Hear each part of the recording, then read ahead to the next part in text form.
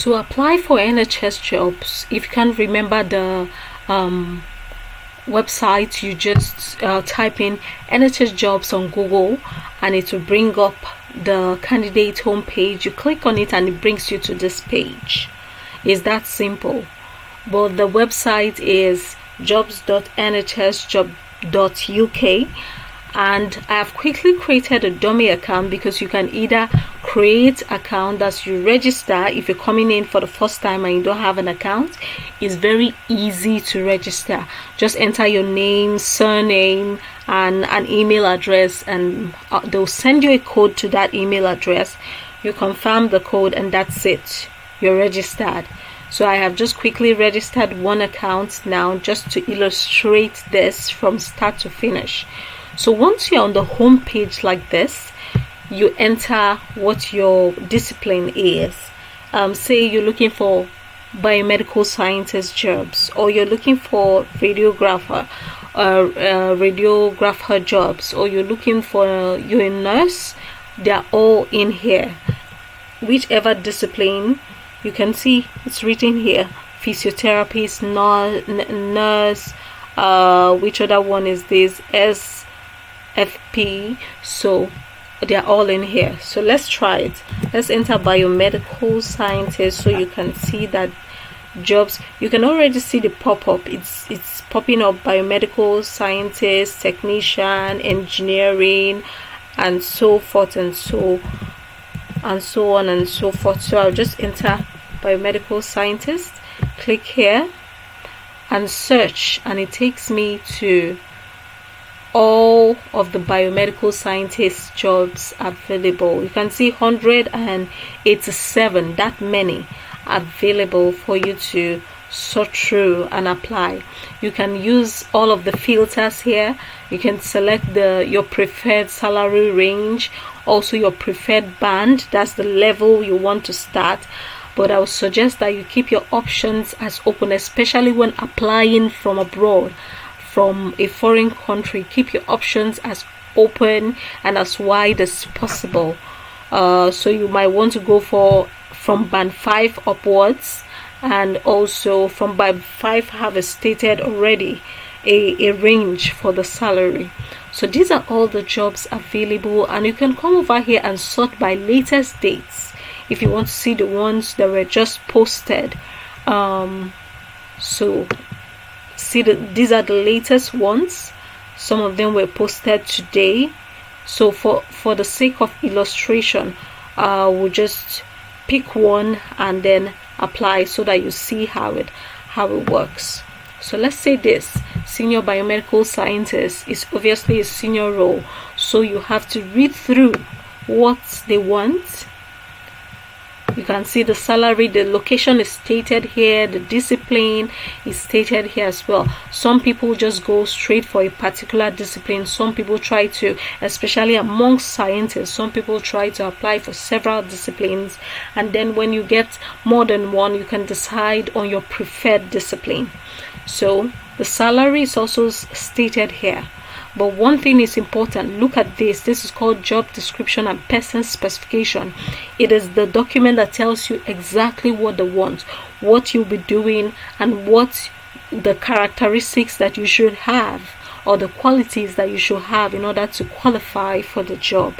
So it's important you go through it. Another part you want to look at is this part called where you see the sponsorship. You have to ensure that the job you're going for, you're applying for, offers tier 2 certificate of sponsorship, especially if you're abroad, because that way it means they can sponsor you, they can bring you to the UK. But if they don't offer that, there's some hospitals that don't offer that. If they don't offer that, even if you get the job, you won't be able to come to the UK to start off the job, because they don't offer what is called COS. Next thing, what I would do if I were you, I'll download this one called the job. You can see it's a clickable link. I'll just click on it to download it. When you download it, go through it to be sure that you understand what the job is about. Then you click apply for this job, this green button. So now you can see here there are a series of questions. This is pre-application questions, and where did you see this vacancy, or rather, where was this vacancy, where did you see this vacancy advertised? It's on this site, that's the NHS job site. So you click the first one, this site, and then other questions which you have to read through. Now they're asking if you have read through that document I told you about called the person specification, and if you have done that, you click yes, you agree to their terms and policies, and then you submit.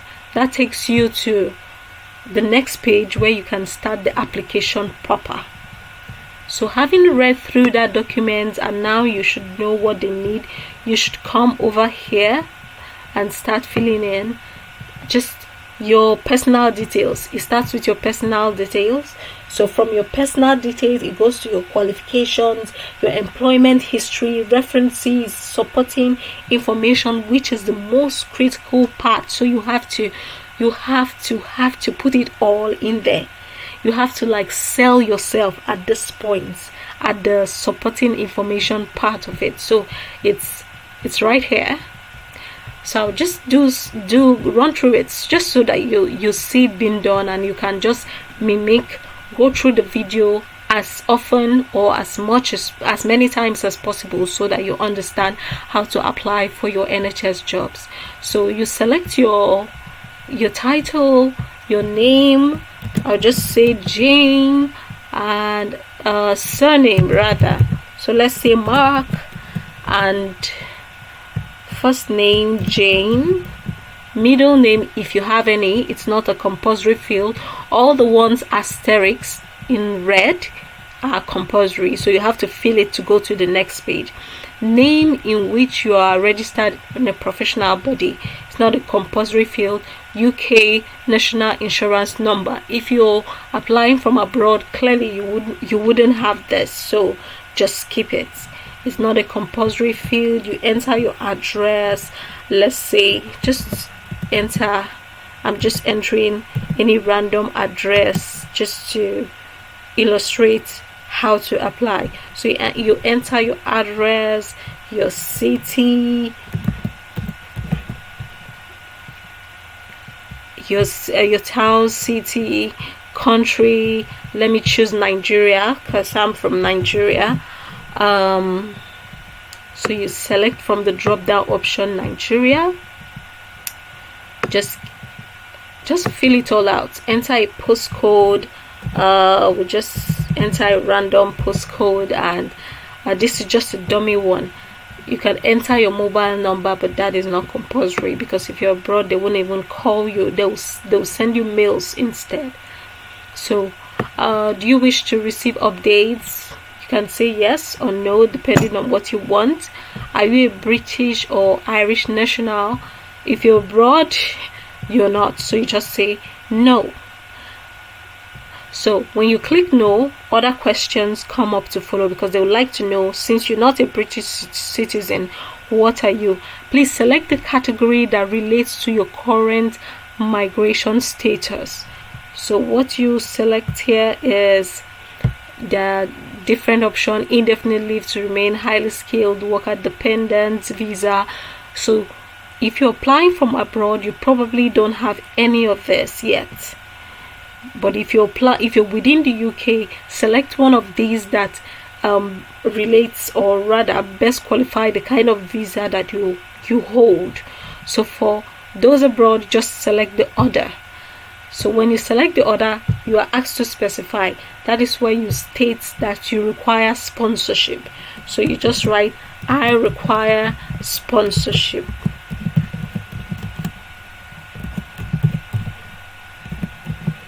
Sponsorship from this employer, just something along those lines. The beautiful thing is, once you are able to fill in this application once, it saves. So when you come back, you don't have to start all over again for the next job application. You just use the same template.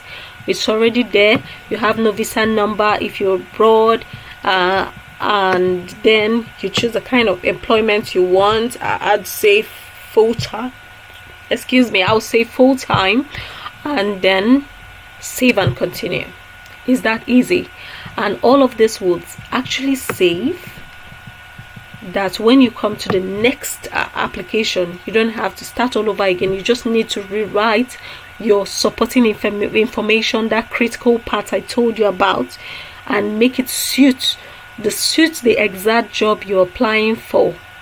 So that's what you keep doing. You keep rewriting the essay, tweaking the essay, making it suit each job you're applying for.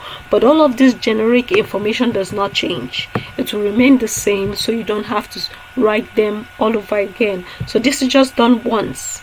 How good is that? It's just done once, and you can use it to apply for 50 jobs or more. So now we're here in the next one. We're done with the personal information. You can see this green check sign, so it shows that that's good. You finished with that one. So the next one is qualifications. So you enter your qualification. Let's say you have subjects medical laboratory. In Nigeria it's called medical laboratory science. So medical laboratory science. And place of study, you enter the country, Nigeria, and results, you enter your results, your grade, and the year it was obtained. Let's just say 2021. I'm just using that as an is, or let's go way back. Let's say 19 what? No, 20 or 2009, for instance. Let's say you have years of experience. You can add another qualification. Let's say you can add by clicking on this red one. It just brings up another one for you to add. Then apart from that, you could go to relevant training course and courses attended. Some people ignore this, but it's not right. Make sure you attend all the trainings, even the online training that you have attended. They are all very important. Ensure that you add everything, put everything in here. You might think that there are many, the more the merrier right now. So just put everything in. Just keep clicking on this one, add another course, to add another course. So you can write at least between 5 to 10, especially relevant ones to the course, of course. Then membership of professional bodies. This is also important. You can see it has an asterisk, red asterisk, that shows you it's a must. You must enter this. So you can either select from the drop down. I do not have, but if you've gotten to this point and you are a professional, you should at least have your license from HCPC for the medical laboratory scientists, for instance, going back the example we're already using. So I'll go down and select UK registration required and applied for. I have current UK professional registration relevant for this post. That is what you write. So we'll scroll. The next thing, you are asked to enter your of course registration number, because they would confirm it. So for going by the example that we just used, which is biomedical scientists, so you just go and choose your body, and the body is called HCPC. That's the Health and Care Profession Council. That is what it's called. So I'm just scrolling through to see which one. I'm scrolling through to looking for biomedical science. Oh, great. You can see it, Health and Care Profession Council, Biomedical Scientists. I'll click on that. Then I'm supposed to enter my registration number. Let me just use a not dummy one. So it's just an alphanumeric code that you will be given. I enter the months and dates that you were given, and let's say 2020 and month and year. Okay, you can even enter another body, but all you need is just one. If I'm biomedical scientist, a radiographer, all of the professions that are covered under the HCPC, all you need is just to enter your HCPC alphanumeric code that you were given upon registration, and then you just go to the next page. So save and continue. And another beautiful thing about this is if you can finish it at a go, you can save for later, so you can continue at a later time. So let's do save and continue. So I would just show you the rest of the process. So they have found one error, that is why we're not going back, that is why it's not going forward rather. So the HCPC number is not in the correct format, so let's try to use something that looks like it's in the correct format.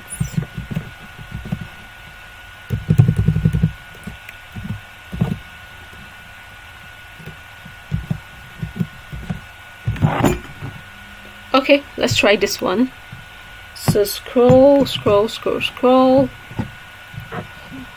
We'll scroll down here and then save and continue. Let's see if it goes through. It did go through, so that looks like it's in. No, it did not go through again. It says it's incorrect format for the HCPC Biomedical Science. The PIN format is BS followed by 5 or 6 numbers. So this is 1, 2, 3, 4. Oh, let's add 2 more numbers. So your registration number should be BS, then 5 or 6 numbers. So that should go through now. So I'm taking my time to go through this step by step so that all can follow and you can apply seamlessly for yours by just copying this process. So we're done with the qualification. We're moving to another part called the employment history. So this is the part where you need to enter what your previous experience, your previous work experience. You start with the employer name. You enter the employer name, and then you enter the address as well. Type of business might be a hospital if you have worked in a hospital, or might just be a lab. Since we're using the biomedical scientist example, you enter what your title is, medical laboratory scientist, depending on your title, and then you give a brief description of your duties. The description of my duties include but not limited to the following. 1, I did this. I microscopy. Depending on your department, you just enter them. What you can do to make it easier for you is you can even go to your what's it called? Application, not application letter, the letter you were given when you were employed, employment letter. Yes, so go to your employment letter, copy your job description or some of it at least, and paste here. That's it, because that's what you were doing while you were with that hospital or laboratory or company, as the case may be. So you do that. Any employment gaps, they are particular about gaps. If there was a time you were unemployed, or a time you were schooling, you were not working, this is the spot to write, state that in it. So if you have worked more than one place, all you need to do is to click here, add another employer. Once you say add another employer, another space comes up for you to enter it again.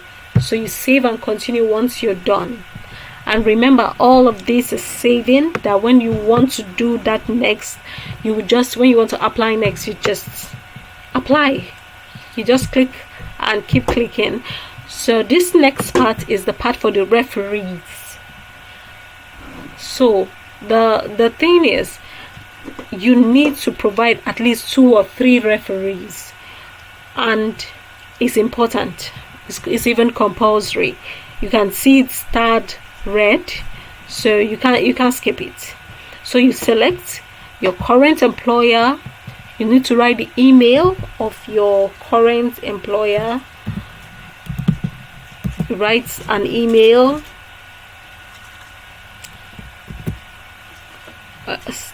and just, it's important you write the true email of your current employer, because most likely they are going to contact them. In fact, if the email is not even too clear here, they're going to ask you to provide their email when you have gotten the job. So they're going to contact them at that stage. So you just fill all of this in. The name of your current employer.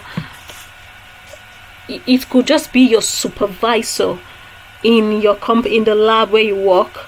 You don't need to go and put your CEO's name and number. It could be your direct supervisor. So just put let's say James, and first name is Matt. So relationship, you just say supervisor.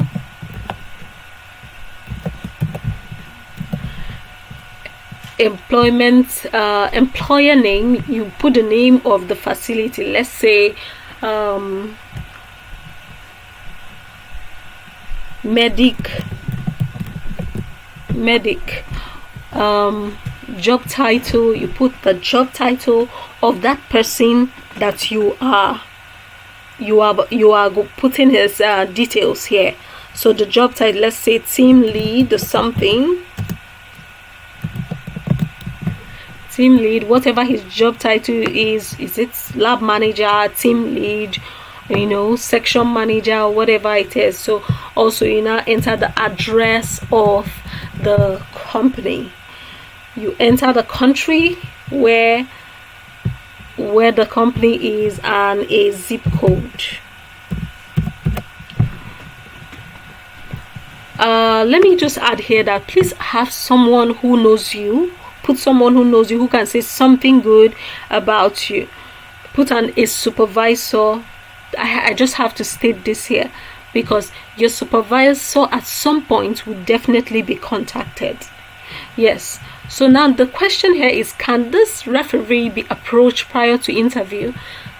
Often I always put no, because I just don't see the reason why you should contact my supervisor without interviewing me, without you knowing your fate, and then your supervisor is contacted. In some countries it will look like, oh, you're about to leave us, and maybe you begin to face some discriminations at work. So I always put no at this stage. Always. So you can add another referee as well. Then you save and continue. And all this is saved for all your applications. An error was found. Okay. It's case sensitive. So let's correct that quickly. All of the names have to start with caps. That's what that error said. Okay, we've corrected that and we're moving on quite fast. We have gotten this is a very, very important part I told you about. This is where you have to sell yourself, and it is called supporting information. In this section, you need to demonstrate that you have read the published person specification.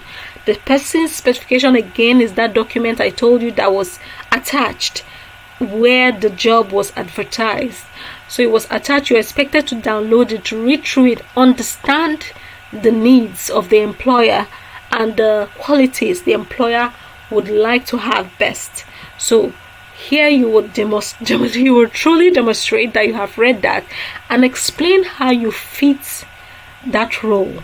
So you need to explain that you have read, you need to demonstrate rather that you have read the published person specification and how you meet the essential and where relevant desirable criteria for this particular post. If this has not been fully covered in the previous sections. Please include your reasons for applying and take the opportunity to highlight your particular talents and strengths when you feel you can, what you feel you can personally offer, what is unique about you, what sets you apart from your peers.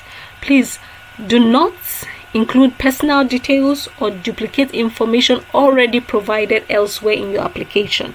You remember through your application you've been asked this, that, your name, where you're from. That's not what they need here. Don't go saying, my name is Jane, I am from. You have already stated it in your application. It is not needed here. Tell them why you are the best candidate for this role. That's what they're indirectly saying. That is what they want to. And this section is often read. So if you've gotten to this point, what I would advise you to do is to watch my next video where I go step by step and show you how to write an excellent supporting information, because this part is critical. I'll link the video somewhere above. Make sure you go to that video, watch out, because if you miss this part, all you have written in the other parts might not even really be looked at as much as this section is read, and it has a maximum word count of 1,500.